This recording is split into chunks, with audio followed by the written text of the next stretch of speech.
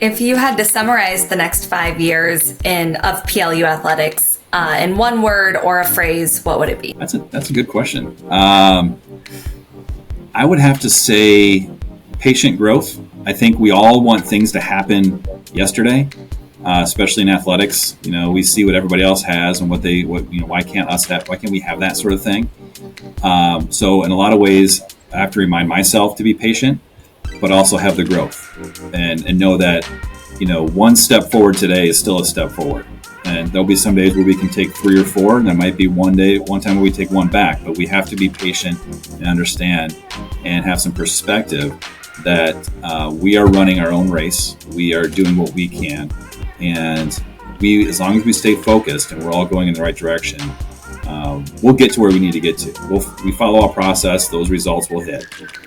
We just have to understand that we can't play the comparison game. We can't wish that we were something else. We are where we are. We're going to do what we're going to do, and we're going to be successful because of that.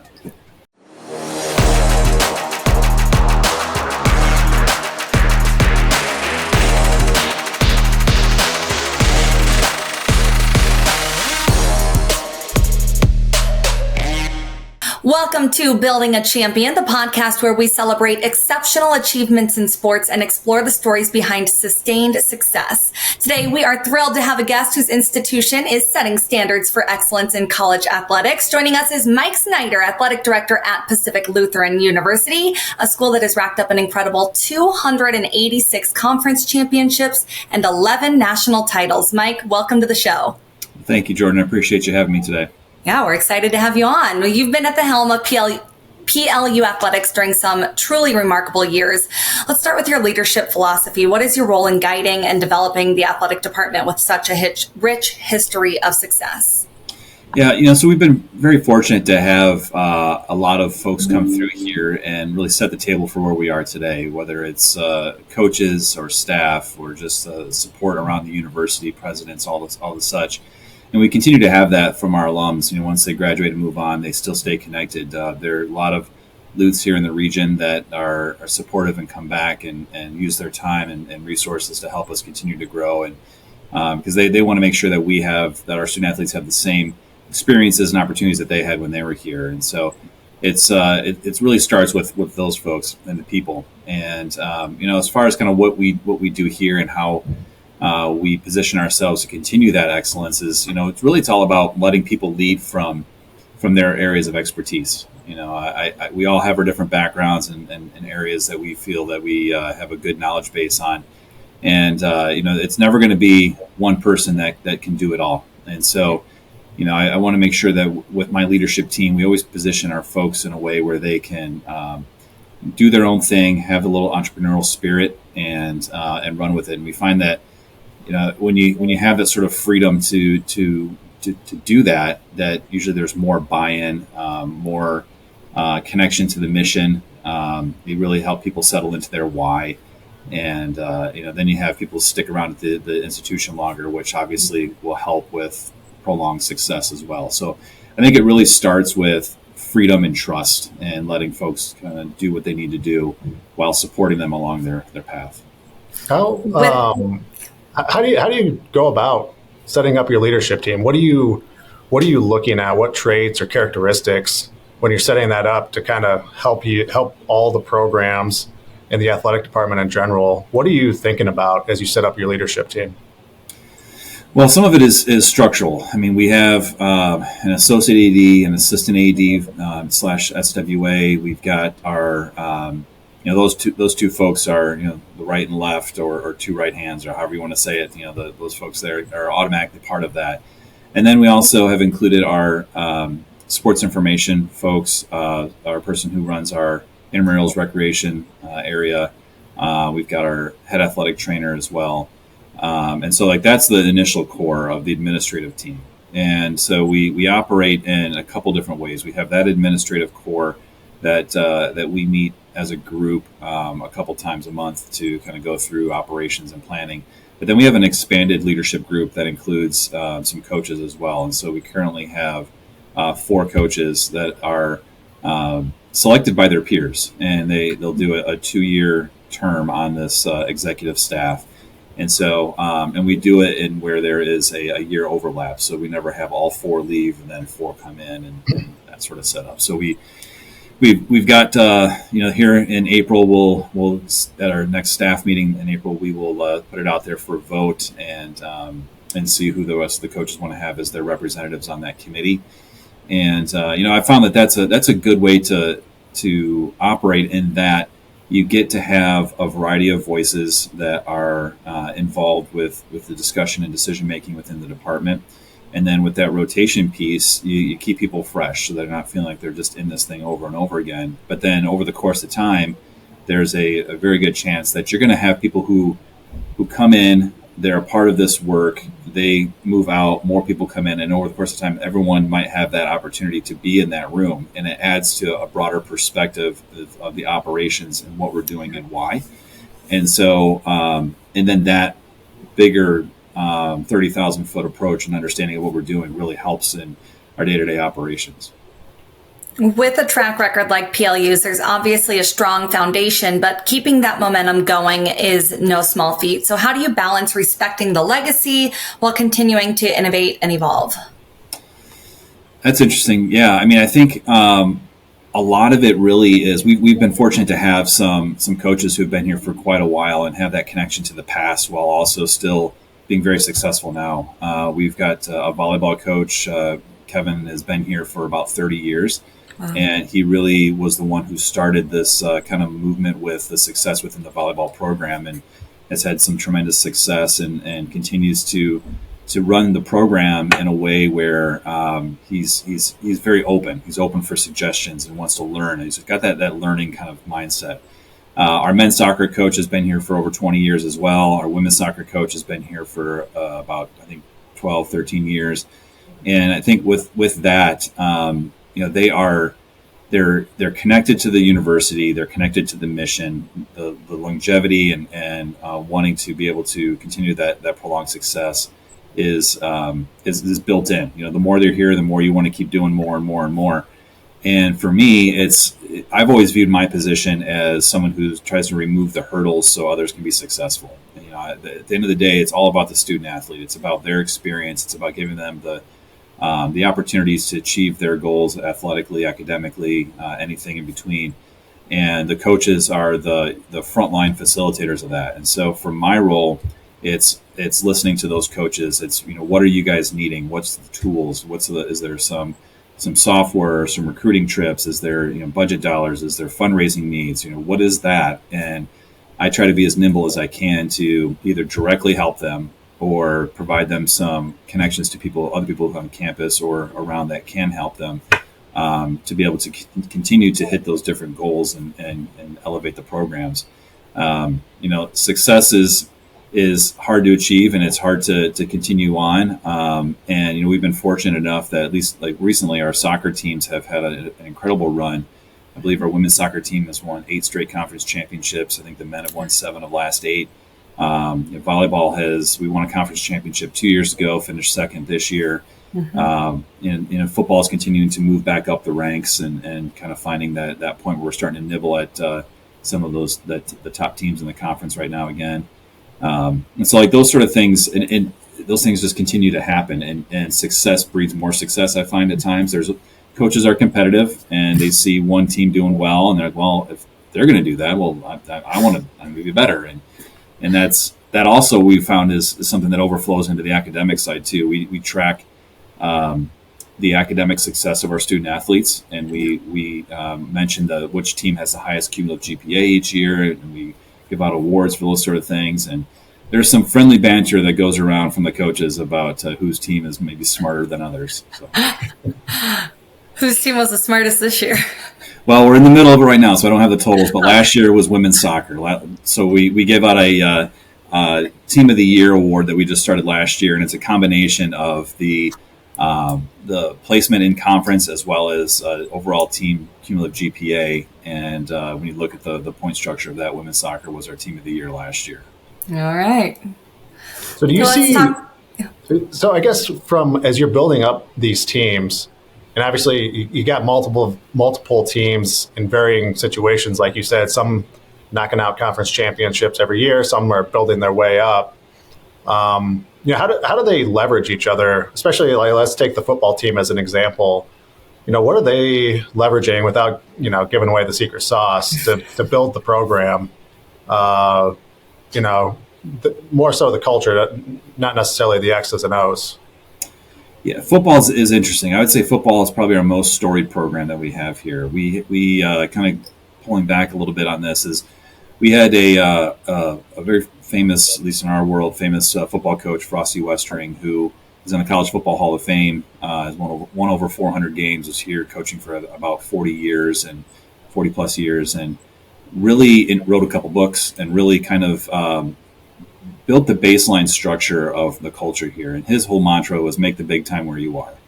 And and I'm sure you can kind of pull away from that is just that mentality of wherever you are, wherever your feet are planted, you're going to do the best that you possibly can. And he also really focused on the person rather than the athlete, and really thought it was important to make sure that we were caring for the individual and their individual needs, get to know them, build relationships. And that was something that was started there, but continues on today. So the football coaches that have come after him have kept with that sort of mentality. While their words and certain things might be a little different, it's still built on that relational piece. And when student athletes come into the program, they know that they're going to be cared for. The parents know that they're going to be cared for. They know that this is all about a culture of care. Football is the delivery mechanism that we have for that sort of experience that they're going to get here. And when you feel cared for and you feel secure and you feel like you have the ability to grow, then that's when you start seeing some of those results come through. But you can't be result focused. The results will happen when they're able to happen. You've got to focus on that process going through. And the other coaches, as I mentioned, that have been here for quite a while, have adopted that same mentality. I mean, they were here, and a lot of them were around and got to know Frosty when he was coaching here, and so they had adopted some of the same things. And then as new coaches come in, it becomes, this is the culture of what we do. Here's some of the words that we use. We do things after games for volleyball and football specifically. They call them afterglows. It's the time where we sit and give recognition to others that were a part of our successes that day, or thanking others for being there to support us on those days. And that's a very important piece of what we do. In preseasons, we do what's called breakaways. And a lot of people do these things in different terms and things, but we get away from campus and focus on team. And like football team goes off to a spot over on the coast and get some spots where they'll go out on the beach, and they might throw a football around every once in a while, but a lot of it's just team building, getting to know each other. And so that's one thing that I've learned in my time here is just how special it is, the culture that we have, because we're all very competitive. We all want that result, but here it seems like we have really become comfortable with the idea of it's about the process and it's about the person, and the results will follow as long as we continue to do the right things. What would you say, can you give us an example of a moment or a team that truly embodied the PLU culture and showed what it means to be a Lute? Yeah, so what it means to be a Lute. So I'm going to kind of start with that. So we redefined or doubled down on our core values. So when I got here in the summer of 21, we asked the question about, what are we? What's it mean to be a Lute? And our acronym, we put an acronym for Lutes of leadership, unity, teamwork, excellence, and service. And what we tell our student athletes is that, we're not the Bulldogs or Wildcats or whatever kind of animal or thing you want to put on a team.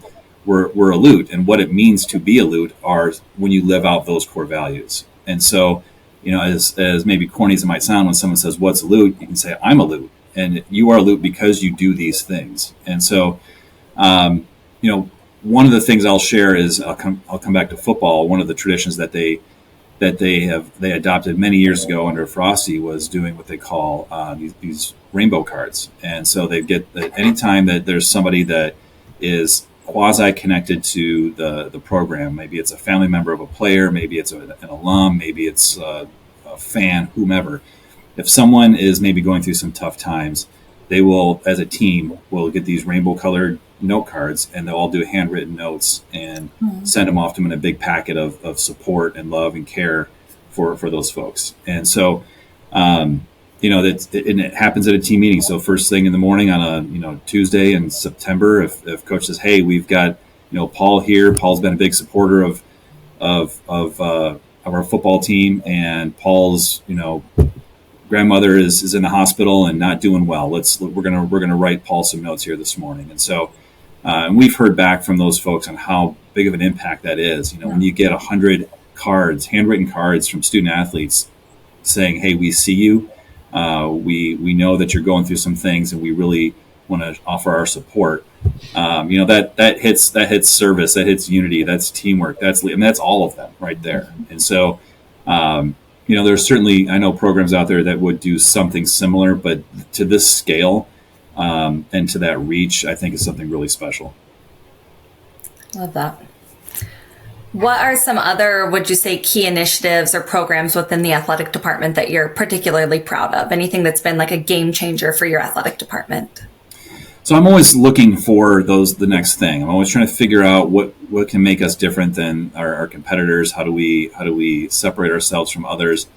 And so one of the things that I was proud about is once in the fall of 21, when NIL became an official approved thing in our land, I had already been tracking on it, and I had been thinking about what we could potentially do and how we could make a splash. And so we entered a partnership with Open Doors, and we were the first Division III program in the country to have a NIL marketplace where student athletes have their profiles built, helps them build their online brand, and then businesses and individuals can search and find who they think would be a good fit for them to represent them. And obviously on the other side, our student athletes can have a little bit of additional income to help them with what they're trying to do here. We also, as a part of that, had the first paid autograph for a Division III athlete, and that's what we're saying, because that's what we think we know in the industry. So we had a volleyball athlete that fall. Someone's mailed her a volleyball, asked her to sign it. She made a chunk of money on doing that.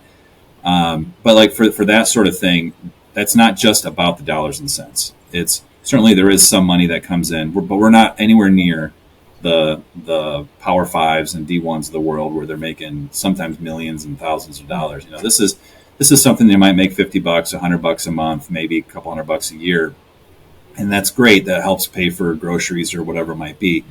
But what it also does is, as a part of this work, it helps the student athletes understand how to position themselves and their online brand, knowing that when they graduate and they're looking for jobs, the employers are going to be looking at their social media accounts. They're going to be they're going to do Google searches to see where they pop up. And it's important to understand that they need to be presenting in a professional way, someone that can look hireable and have that ability to just be the type of person that a company would want to hire. And so and so we're still the only Division III school in the Northwest to have any sort of marketplace or NIL presence. We're one of the few on the West Coast. I think there's only, I would say, less than 30 in the country, Division III that I know of. And so it's really about trying to be a pioneer in some of these areas and get out in front. And then that becomes a recruiting tool. Our coaches are able to talk about what we're doing here, and we can show some tangible results and tell some stories about what some of our student athletes are doing. And it's not going to be a world that everybody wants to get involved in, but for those who do, that they can come to PLU and have that option. Do you have any fun or unique examples of people that have really kind of propelled their personal brand at PLU? Yeah, so we had an individual. He's an alum now, men's basketball alum, who had some direct deals with Body Armor drink. I think there's another one called maybe Dude Wipes, and then a couple other things where he had direct deals with the companies. His presence on Instagram and TikTok, I think he has, or had, at least last time I checked, well over 300,000 or 400,000 followers on these. Nice.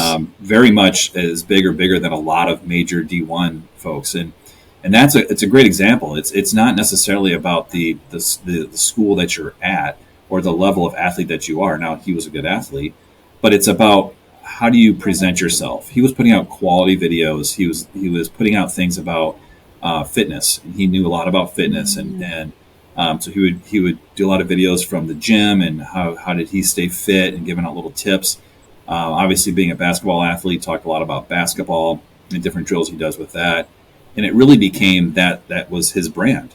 And so that was a really cool moment for him. We had another pretty interesting deal that happened was about a couple of years ago now. We're an Under Armour school, and one of the few Under Armour schools in Nike land out here.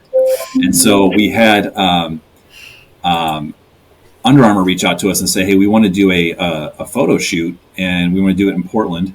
And so we wanted to see if any of your athletes would be interested. And so we worked with the reps from Under Armour, helped them kind of go through our marketplace. And they said, we need people who have running in their background. So obviously track, cross country, soccers, football, anything like that, where they can have maybe look like a seasoned runner of some sort.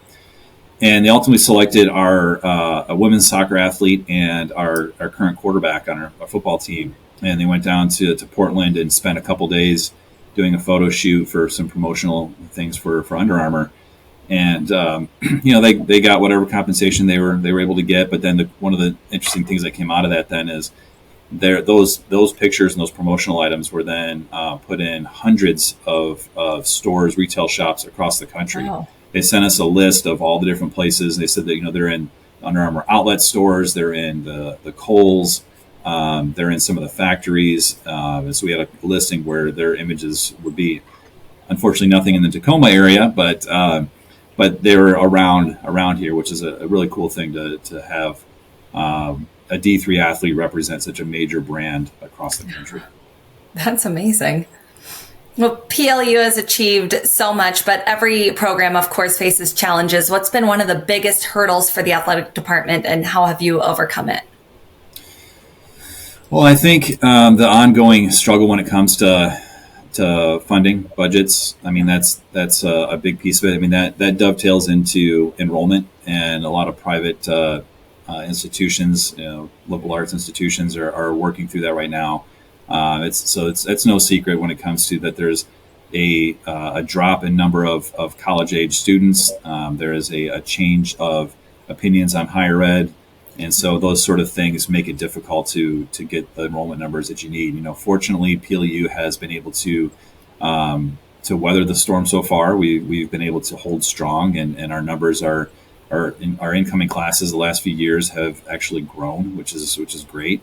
A testament to our enrollment folks and the people on campus that are really trying to pivot with the changing demographics in our area, and making sure that we're not holding to this is PLU and you have to fit our mold as much as it's we're PLU and we will fit to what your mold is. And so that's been good, but that all comes into, like I said, to budgets and operations and those sort of things. And so we've changed our budget planning process. We've been a little more proactive on our planning. I've changed kind of how they used to do things before I got here. And so coaches now have a clearer sense about what their expenses are going to be. How do you plan for fundraising to help offset some of those expenses? And so we know on the front end what we're trying to do. And then throughout the year, as things shift and change, you can make informed decisions on what you're trying to do. Other things that kind of play into that is just aging facilities, and how do we continue to improve facilities. I would say the best resource you can have are the people, and we have awesome people here. But you can't just rely on one, because if one of our amazing coaches leave and then we have to start over, you need to have something else there to help connect with the student athletes. And facilities are continuing to grow as a level of importance. And so we've been able to do some upgrades over the last few years, been able to find some funding for some turf replacement, some additional synthetic field work that we're looking at doing as well hopefully this next summer. improving our bleachers and windscreens and branding and those sort of pieces all across our different facilities and things to really maximize the impact with our recruiting. And some of that comes from talking with donors. It's going out and telling our story about here's why we need this thing. Here's how it's going to impact. Here's where your dollars will go towards. But I'm fortunate enough to work for a wonderful president, and he has a banking background, and so he gets it. He understands the spreadsheets and the numbers, and he can see that correlation. And while I certainly don't get everything I want, I don't know if anybody ever would. He is a guy who has an open ear and is willing to listen and advocate, and that's a big piece of it when he's sitting in the room with the other VPs or the regions and talking about why it's important to continue to invest in athletics, to continue to grow what we're doing. That's been a big piece of our success and growth as well. Looking ahead, what is next for PLU Athletics? What are your goals and aspirations for the future?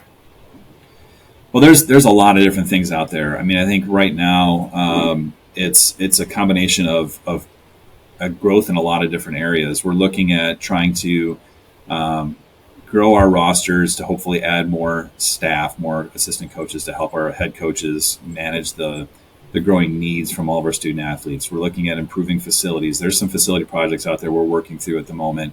I've been talking at a meeting yesterday with one of our folks from our major gift departments here on campus to talk about how does my role in fundraising continue to grow and to help with trying to make those connections with alums, because that's going to be crucial moving forward. Funding is always a big deal, because then that really sets the table for everything else. Our coaches, for them to be successful, we're in this upper left-hand corner of the country, and we're the only D3 conference up here. So anytime we want to play another non-conference D3 school, it's getting on a plane somewhere, which obviously is not cheap. And so, some of our teams have been very good over the last few years about planning for that. And like our women's soccer team was out east. We played at Johns Hopkins this past year. Next year we're going down to Emory. We've had some teams come out here as well, but that costs a lot of money to do that sort of thing. But if we want to be able to provide the student athlete experience at the level that we want, to be able to be competitive nationally, to be able to get into the NCAA tournament and to be successful and to test ourselves, like those are the end pieces, but we've got to find the funding and the ability to do that on the front end. So, we are building. I think that a lot of our programs that have been successful are continuing to get better each year, which is great. Those other programs who are starting to maybe haven't been as gotten the results that they've wanted are starting to move in that direction. We're seeing some results continuing to get better and better. And so, to me, when I think about the overall success of the department, it's never about one or two programs. It's about everybody. To me, the golfer is as important as the football athlete. If I want to make sure that everybody has the opportunity to have access to the best possible student athlete experience that they can. And so it's really going to be about continuing to find the funding and continuing to work the angles as best as I can to remove those hurdles so that they can all be successful. If you had to summarize the next 5 years of PLU athletics in one word or a phrase, what would it be? That's a good question. I would have to say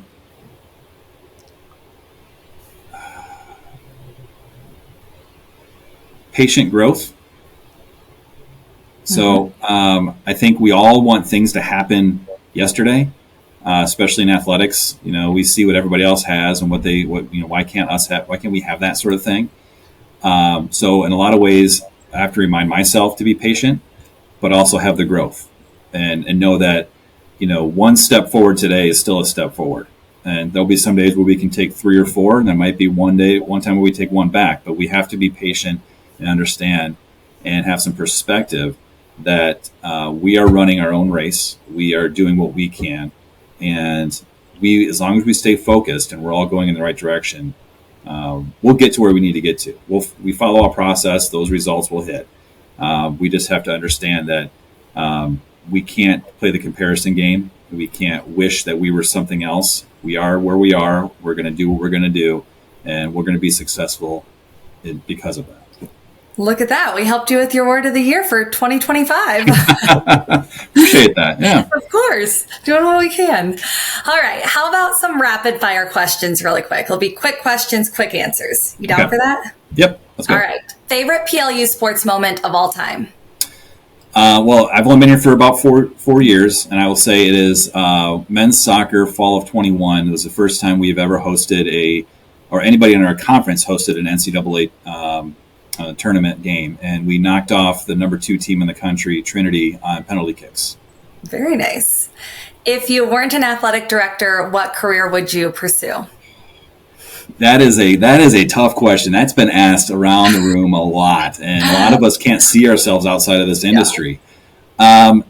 I at one point I thought maybe a guidance counselor. You know, my why is I love to help people. That's what I'm doing this for, is and doing it in D3 so I can have that direct connection with the student athletes and really see those results. So I probably maybe a guidance counselor. What's your favorite place on campus? I would say, man, that varies. And it depends, right? Like, there are during the fall. I really enjoy getting out to a practice where it's just quiet and I can watch the athletes compete, and it's just seeing it all happen.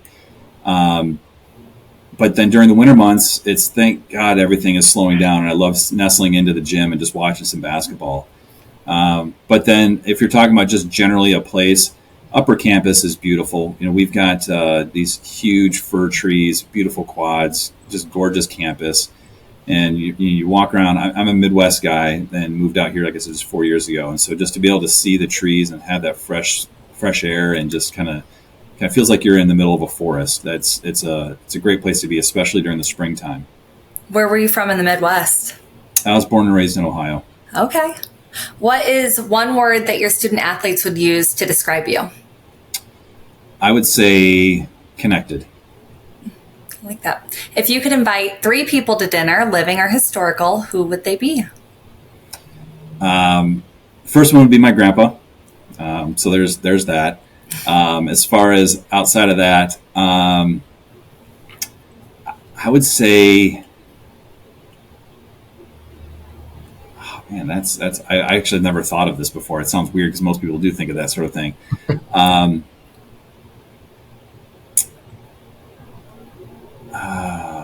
I don't know. It's funny how I say a family member first, but I can't think of anybody else at that point.